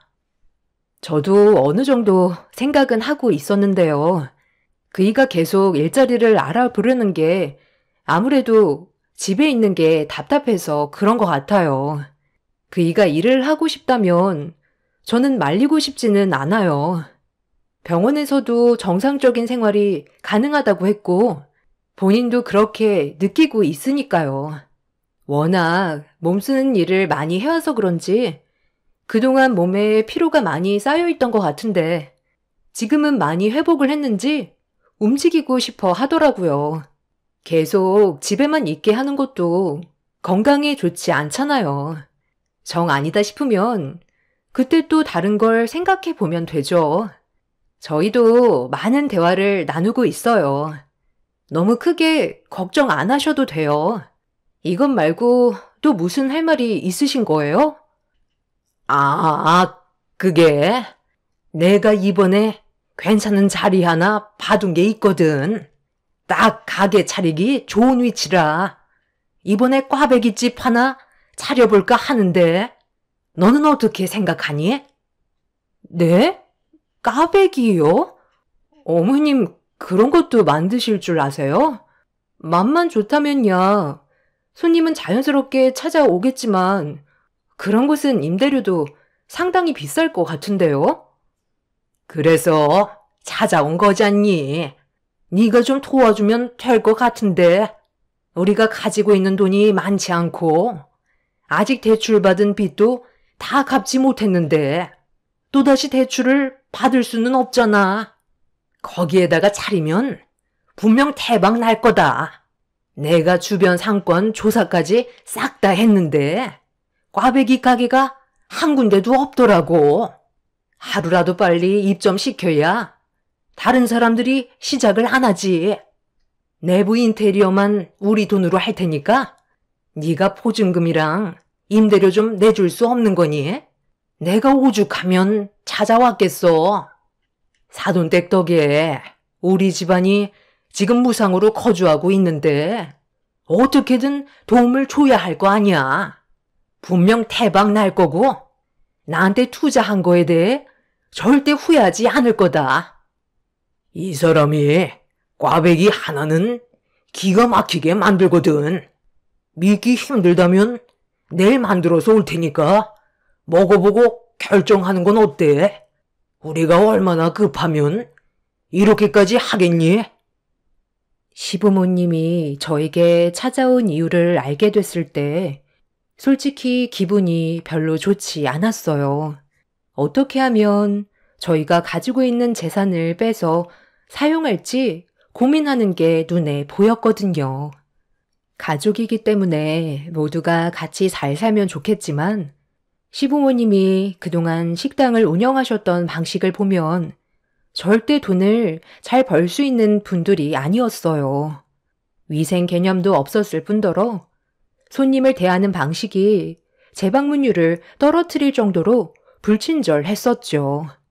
그래서 꽈배기 가게를 하고 싶다고 했을 때 저는 그 자리에서 바로 답을 드리지 못하고 부모님과 상의 후 말씀드리겠다고 최대한 기분 상하지 않게 설명을 드린 뒤 댁으로 돌려 보냈습니다. 때마침 외출하고 들어온 남편은 제가 심각한 얼굴로 고민을 하고 있자 저에게 무슨 일이 있었냐고 물어보길래 좀 전에 상황에 대해 설명하며 대화를 이어 나갔어요. 엄마가 꽈배기 집을 하신다고? 거기가 그렇게 자리가 좋대? 마음이 급하신 거 보면 정말 하고 싶어 하시는 것 같은데 당신이 장인어른께 말 좀 잘해서 도와드리면 안 돼? 나도 아직 일자리를 구하지 못하고 있으니까 이번에 우리 부모님이랑 같이 가게를 운영하는 게 어때? 어차피 보증금은 받을 수 있는 거고 몇 달간 자리 잡힐 때까지만 임대료 좀 내주면 좀 수월하게 하지 않겠소? 어려울 때 서로 도와주는 게 가족이라잖아. 돈 쌓아놔봤자 뭐해? 세상 떠날 때 들고 가지도 못하는 거. 계속 도와달라는 것도 아닌데 당신이 말만 잘해주면 될 것 같은데. 말 나온 김에 오늘 장인어른 댁에 같이 좀 가는 게 어때? 남편은 일자리를 구하는 것보다 시부모님과 함께 가게 운영하는 게 좋을 것 같다며 갑자기 의욕적으로 변해서는 저희 부모님께 도와달라고 부탁 좀 해보라며 계속 저를 부추겼습니다. 남편은 당장 저희 친정집에 가봐야 할 것 같다면서 다시 현관문을 열고 밖으로 나가 버렸어요.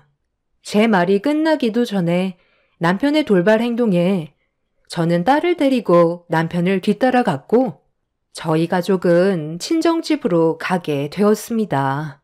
가는 동안 제가 좀 더 대화를 하고 결정하는 게 좋지 않겠냐고 했지만 남편은 최대한 서둘러야 한다며 걸음을 재촉했어요.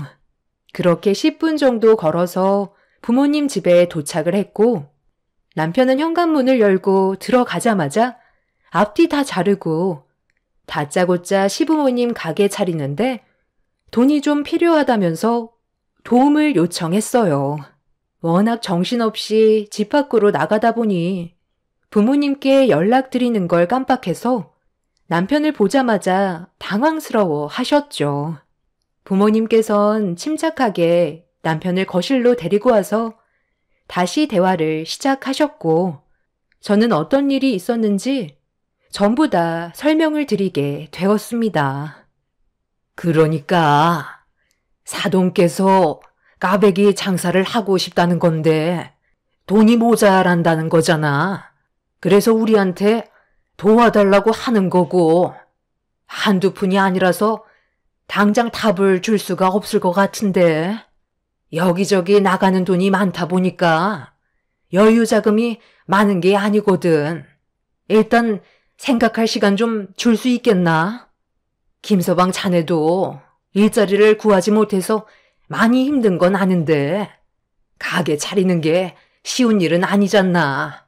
전에 하던 식당도 잘 안 돼서 결국 폐업을 했기 때문에 좀 더 신중하게 결정하는 게 좋을 것 같네만. 네, 당연히 신중하게 결정은 하셔야죠.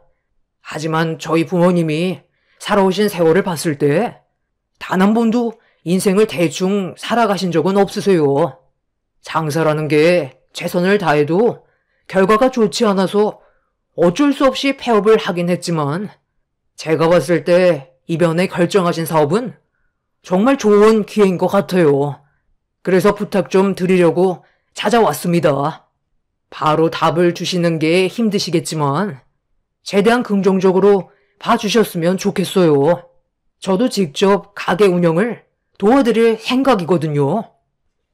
자네가 무슨 말을 하는지는 충분히 알고는 있는데 그래도 저번처럼 좋은 결과가 오지 못할 수도 있으니까 우리도 신중하게 결정해서 다시 답을 해주는 게 맞지 않겠나? 네, 그렇게 하세요. 너무 부담 갖지 마시고요. 이 사람도 허리가 괜찮아져서 일자리를 구하던 도중에 나온 말들이라 더 의욕이 생긴 것 같아요. 부모님께서는 예상했던 대로 당황스러워 하셨어요. 아무리 가족이라도 돈이 왔다 갔다 하는 문제는 예민하게 받아들일 수밖에 없었죠.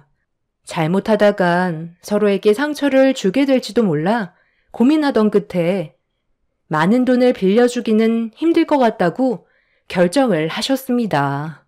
가족 간 돈 거래를 원하지 않으셨던 부모님께서 내리실 결정을 저도 어느 정도는 짐작하고 있었고 더 큰 문제가 생기기 전에 결정을 내리신 거라 부모님이 현명하게 판단하신 거라고 생각했었죠. 그런데 저희 가족 입장을 이해해 주는 게 아닌 시부모님과 남편은 불만이 한가득이었고 받아들이지 못하겠다고 저희 집에 찾아오셨습니다. 그리곤 상처되는 말을 늘어 놓으셨죠.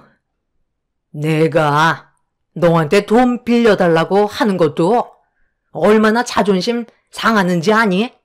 그래도 잘 먹고 잘 살아보겠다고 도와달라고 한 건데 어쩜 바로 거절을 할 수가 있니? 어머님, 뭔가 오해가 있으신 것 같은데요. 저희 부모님께서 돈 문제로 관계가 껄끄러워질까봐 거절을 하신 거였어요. 가족 간의 돈거래는 신중해야 되잖아요. 적은 금액도 아닌데 나중에 문제라도 생기면 어떡해요. 그쪽 상가가 좋은 건 알겠지만 지금 가지고 계신 자금으로 할 수 있는 곳에서 시작하는 게 어떻겠어요? 요즘은 맘만 좋다면 멀리에서라도 찾아오잖아요. 너무 서운해하지 마시고 이해를 해주셨으면 좋겠어요. 저희 부모님이 아버님, 어머님 많이 힘드실 때 모른 척 한 것도 아니고 도와주셨잖아요. 지금 살고 계신 집도 무상으로 제공해드리고 있고요. 이 사람도 가게 오픈하면 열심히 도와준다고 했으니까 노력은 배신을 하지 않으니 분명 좋은 결과가 올 수 있을 거예요. 저희 기분 전환이라도 좀 할 겸 밖에 나가서 외식이라도 할까요? 어머님, 이대로 그냥 가시게요? 시부모님께서는 얼굴이 굳어지셔서는 더는 대화할 필요가 없다고 생각하셨는지 자리에서 일어나 집으로 돌아가셨어요. 서운하게 생각하실 것 같았지만 너무 크게 상처를 받으신 것 같아 저 또한 마음이 좋지는 않았어요.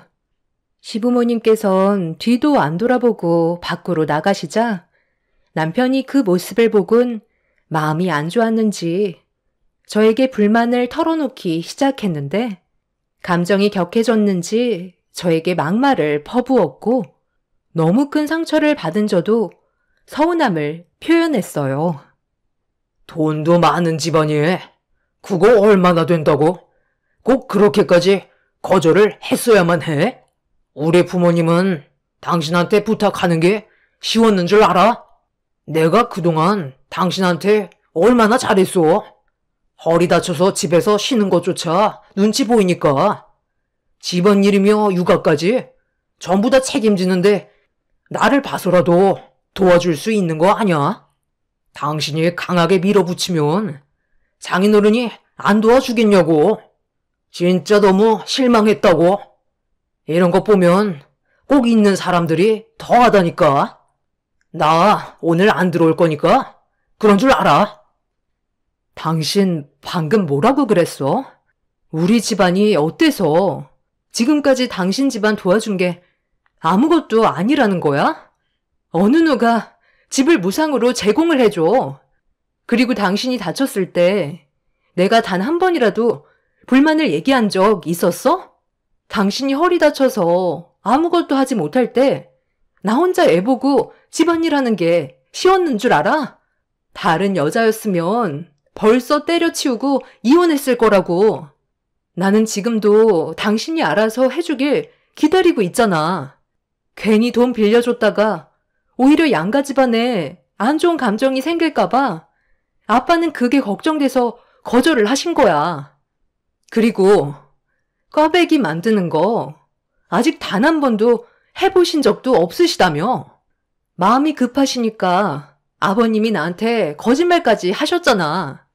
내가 이 말까진 안 하려 했는데 얼마 전에 우리 엄마가 반찬 좀 가져다 드리라고 해서 잠깐 들린 적이 있었는데 그때 내가 뭘 목격했는지 알아? 아버님이랑 어머님이 꽈배기를 사가지고 걸어오시면서 드시고 계시더라. 두 분이서 하나씩 드시고 계시는데 어머님이 일단 가게부터 오픈하는 게 급하다면서 일은 나중에 배워도 된다고 사가지고 온 꽈배기를 나한테 주면 될 것 같다는 말을 하셨어. 내가 두 분의 모습을 보고 얼마나 깜짝 놀랐는지 알아? 어떻게 꽈배기 하나 만들어 본 적도 없으시면서 무작정 가게부터 차릴 생각을 가지고 계시는 거야? 장사라는 게 철저한 준비가 되어 있어도 망하는 게 요즘 세상인데 아버님 어머님께서 하신 행동은 우리 부모님께서 힘들게 벌어모으신 돈을 그냥 흥청망청 쓰시겠다는 걸로밖엔 안 보이잖아. 우리 부모님이 오죽 급했으면 그러기까지 했겠소. 그쪽이 위치가 좋고 이번이 좋은 기회인 것 같아서 그런 거지. 어떻게 당신은 조금도 이해해 주려 하지 않는 거야? 내가 당신 집안 이해하지 않았으면 벌써 갈라섰어. 그동안 내가 말을 안 해서 그렇지 얼마나 많이 쌓여 있었는지 알아? 우리는 계속 베풀기만 하는데 당신이랑 시부모님께서는 항상 어떻게 하면 돈을 뜯어갈 수 있을지 고민만 하고 있잖아. 내 말이 틀려? 지금 상황을 봐봐. 땡전 한 푼 없이 우리 가족들에게 기생충처럼 얹혀 살고만 있으면서 돈만 축내고 있는 거 아니야? 나 요즘 정말 많이 힘들거든? 그러니까 웬만하면 일 크게 만들지 말고 당신이 가서 좋게 설명드린 뒤 마무리하고 와. 나도 정말 많이 참았거든. 집안의 가장 역할을 제대로 하지 않는데도 같이 사는 건 사랑이 때문이라고. 그리고 당신도 이제 일자리 알아봐. 집안의 가장이 허리 아프다는 핑계로 언제까지 쉬고만 있을 건데? 당신 부모님 꽈배기 가게 차려주고 싶으면 밖에 나가서 열심히 돈 벌어 해드리면 되잖아. 남편은 저에게 더 이상 할 말이 없었는지 아무 말도 하지 않고 밖으로 나가 버렸어요. 저도 최대한 좋게 풀어가려 했었는데 저희 가족에 대해 함부로 말한 남편과 시부모님의 행동에 너무 큰 실망을 하게 되었죠. 결국 그날 이후 시부모님은 대출을 받으셨고 원하시는 가게를 무리하게 오픈하셨어요. 남편도 시부모님의 가게에서 일을 도와드리면서 열심히 하는 듯 보였습니다. 저희 가족은 시부모님의 가게에 가는 게 많이 부담스러웠어요. 도와주지 않았기 때문에 상당히 조심스러웠었죠. 아빠는 그래도 가게를 오픈했는데 가봐야 하지 않겠냐며 장사가 잘 되고 확실히 가능성이 보인다면 그때 도와줘도 늦지 않는다고 상황을 지켜보기로 하셨어요. 그래서 주말에 시간 될 때 가족들과 함께 가게를 처음 가보게 되었는데 사람이 많을 거라고 상상했던 거와 다르게 가게 안은 파리만 날리고 있었습니다. 심상치 않은 분위기에 당황한 저희는 시부모님과 남편의 분위기를 살피고 있는데 시모가 꽈배기를 건네주셨고 저희 가족은 하나씩 시식을 해보는 순간 저도 모르게 얼굴이 일그러지고 말았어요. 제대로 배우지 않고 무턱대고 차린 꽈배기는 너무 충격적이었죠. 겉은 거뭇하게 탔는데 속은 익지 않아 너무 질어서 밀가루를 씹는 듯한 느낌이었습니다. 의욕만 앞서서 열심히 한다고 되는 일이 아니었죠. 그런데 시부모님께서는 저희 가족이 도와주지 않아서 장비가 좋지 않아 문제가 생긴 거라고 불만을 털어 놓으셨어요. 그리고 남편은 길 건너편에 대형 꽈배기 가게가 생겨서 시부모님 가게에는 오지도 않는다며 심각한 얼굴을 하고 있었습니다. 무슨 말을 해줄 수도 없을 만큼 너무 큰 충격을 받아서 시댁 식구들을 멍하니 바라만 보고 있었죠. 아빠는 고개를 저으시면서 제대로 배우지도 않고 무턱대고 일을 저지른 결과라며 가게를 나가셨습니다. 이 일로 인해 또다시 대출빚만 늘게 되었고 시부모님은 폐업을 할 수밖에 없었어요. 남편은 대출빚을 갚기 위해 다시 일을 시작했지만 또 몸쓰는 일이라 언제 어떻게 허리를 다치게 될지 모르는 상황이었죠.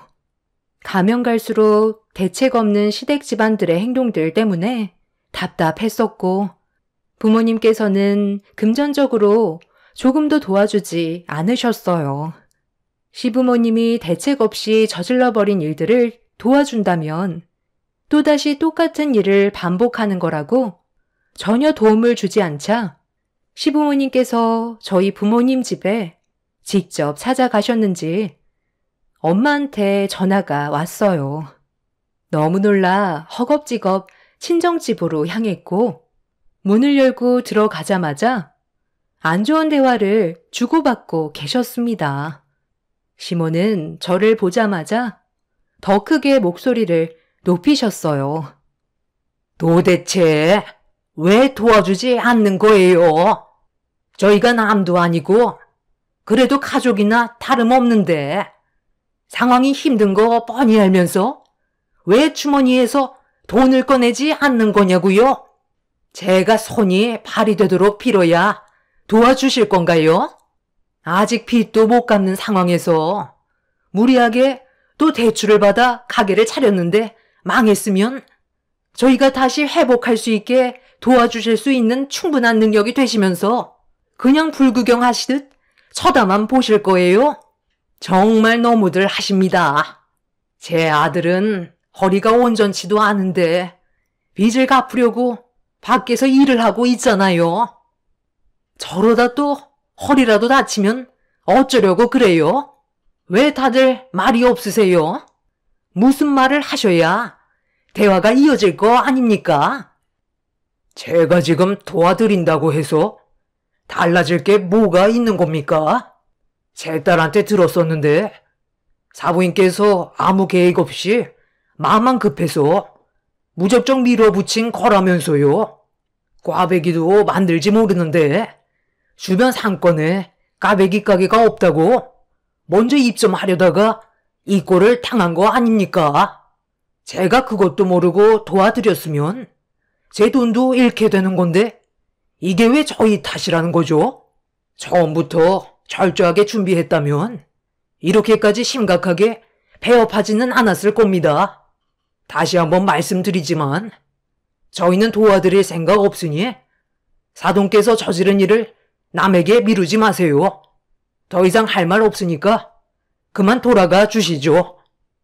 시부모님께서는 얼굴이 붉어지셔서는 자리에서 일어나 현관문을 박차고 집으로 돌아가셨어요. 너무 막무가내로 나가시는 시부모님의 행동에 저 또한 할 말을 잃어버린 상태였죠. 그날 이후 시부모님은 저희 부모님과 두 번 다시 마주치지 않았어요. 부모님께서도 시부모님의 막말에 상처를 받으셨는지 먼저 손을 내밀어주지 않으셨죠. 그리고 이 문제로 인해 남편과 저와의 관계에도 심각하게 금이 가기 시작했어요. 말하는 것도 거침이 없었고 애가 보는 앞에서 저를 함부로 대하는 남편의 행동에 점점 지쳐가고만 있었습니다. 이런 위태로운 관계를 지속적으로 이어가면서 제 머릿속에는 이혼이라는 단어가 계속해서 맴돌았고 당장이라도 입 밖으로 꺼내고 싶었지만 제 딸이 받게 될 상처가 너무 클 것 같아 쉽게 이혼 얘기를 꺼내지 못하고 있었습니다. 그렇게 버티면서 살아온 시간이 5년이나 지나 버렸고 오랜 시간이 흘러버린 만큼 남편에게 어떠한 감정도 남아있지 않게 되었죠. 그렇게 힘든 삶을 살아가던 어느 날 밖에서 일을 보고 있는데 아빠한테 전화가 왔어요. 엄마의 건강에 문제가 생겨서 병원에 입원하셨다는 말을 듣게 되었죠. 그리고 엄마의 병명을 듣게 된 저는 너무 놀라 서둘러 병원으로 향했고 병실에 누워 계신 엄마를 보는 순간 눈물이 쏟아지고 말았습니다. 갑상선 암으로 한동안 항암 치료를 받기 위해 병원에 계셔야만 한다며 아빠도 괴로운 모습을 감추지 못하셨어요. 담당 의사는 3기에 접어들기 전에 발견하게 된 거라 집중 치료만 잘 받는다면 충분히 회복할 수 있다며 저희 가족에게 희망을 주었어요. 그리고 엄마의 건강 상태가 좋지 않다는 걸 남편이 알게 되면서 자연스럽게 시부모님의 귀에까지 들어가게 되었죠. 그리고 이런 심각한 상황에 남편은 저에게 더 이상 함께할 수 없다는 걸 느끼게 해줄 만큼 충격적인 행동을 저지르고 말았습니다. 남편이 병실로 들어왔는데 몸에서 고기 냄새가 진동을 하길래 고깃집에 다녀왔냐고 물어보니까 배가 고파서 잠깐 식당에 들렀었다며 저희 엄마가 운영하는 소고기집 가게에서 점심을 해결하고 오는 중이라며 문병객에게 식대 내주는 게 도리 아니냐는 어이없는 말을 꺼내길래 뭐 하는 짓이냐고 되묻자 툭불 등심 12만 원 정도 먹었는데 사장인 저희 엄마 앞으로 청구했다며 카운터 직원에게 얘기해 놓았다고 엄마 앞에서 이쑤시개로 치아에 낀 음식물을 정리하고 있었어요. 너무 기가 막혀서 할 말이 안 나와 남편을 멍하니 바라보고 있는데 갑자기 전화가 왔길래 확인을 해보니 엄마 식당에서 전화가 온 거였어요. 무슨 상황인지 몰라 받는 순간 남편의 뺨에 손을 올렸습니다. 아까 남편 되시는 분이 사장님 앞으로 청구하면 된다고 말씀하시고 나가셨거든요. 문병객이라는 말만 하고 나가셨는데 지금 다른 가족분들까지 오셔서는 한 차례 드셨는데 한 40만 원 정도 나왔거든요.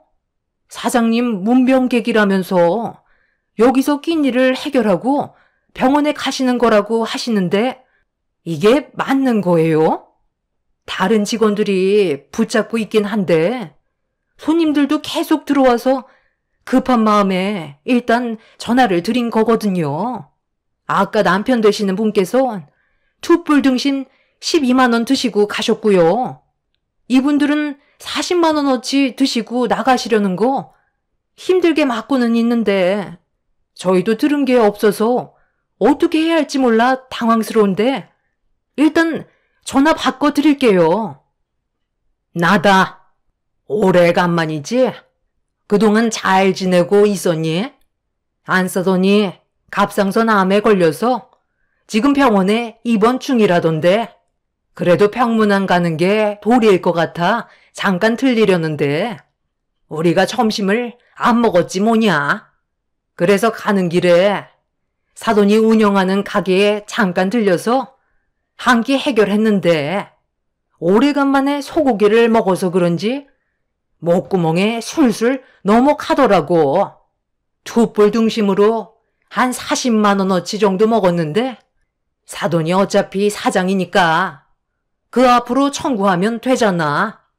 문병객에게 식대 내주는 건 당연 도리 아니겠어?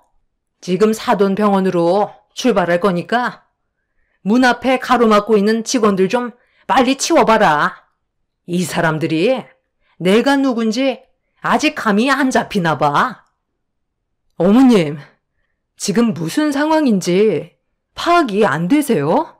저희 엄마 암으로 병원에 입원해 계시는데 지금 엄마 식당에서 소고기를 40만 원어치나 드셨다고요?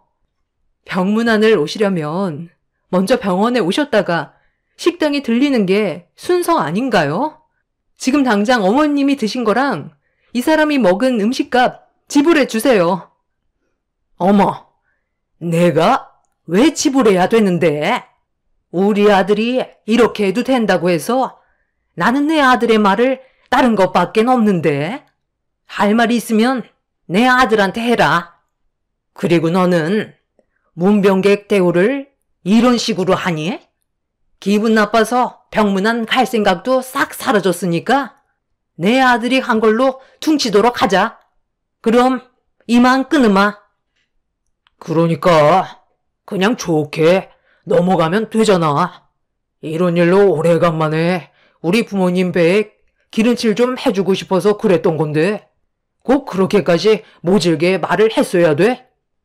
당신은 지금 우리 집안을 완전히 무시하는 행동을 저지른 거 알아?